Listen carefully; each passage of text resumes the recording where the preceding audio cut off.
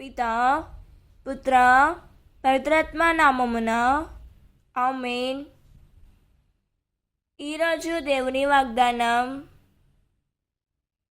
అంతటా నిన్ను విశ్వసించుటకు మాకు ఎట్టి గుర్తు చూపెదవు, ఏ క్రియలు చేసెదవు అని వారు మరలా ప్రశ్నించిరి.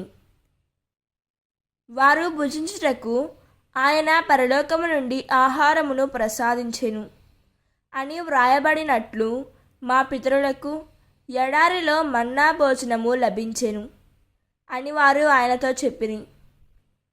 పరలోకము నుండి వచ్చిన ఆహారమును మీకిచ్చినది మోషే కాదు, కానీ నా తండ్రియే మీకు పరలోకము నుండి నిజమైన ఆహారమును ప్రసాదించును.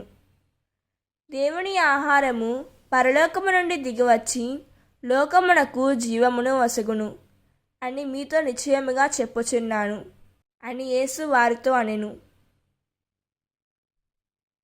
యోహాను 6వ అధ్యాయం 30వ వచనం. ఈ వాక్యం మనకు ఏం చెబుతున్నదంటే, ప్రజలు యేసుతో మాట్లాడుతున్నప్పుడు తమ పితరులకు ఎడారిలో వచ్చిన మన్నాను గుర్తు చేశారు. దేవుడు ఇచ్చిన ఆహారాన్ని గొప్పగా చూశారు, కానీ ఆ ఆహారం ఇచ్చిన దేవుణ్ణి గుర్తించలేదు. వాళ్ళు ఆహారాన్ని భుజించారు, కానీ ఆ ఆహారం ఇచ్చిన తండ్రిని గౌరవించలేదు.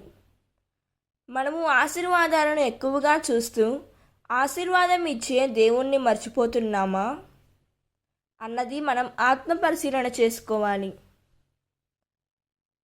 దేవుడు ఈ వాక్యం వింటున్న ప్రతి ఒక్కరిని దీవించునుగాక. ప్రార్థన. ప్రభువా, పరలోక తండ్రి, నీవు ఇచ్చే ఆశీర్వాదాలకే పరిమితం కాకుండా నిన్ను గుర్తించే జ్ఞానం నాకు ఇవ్వుము. నీ చేతి పని చూసి నిన్ను మర్చిపోకుండా కాపాడుము. ప్రతి దానిలో నిన్నే మహిమపరిచే హృదయాన్ని ఇవ్వుము తండ్రి. ఆహారం కంటే ఆహారం ఇచ్చే నిన్ను ఎక్కువగా ప్రేమించేలా మమ్మల్ని మార్చుము తండ్రి. ఆమేన్. God bless you.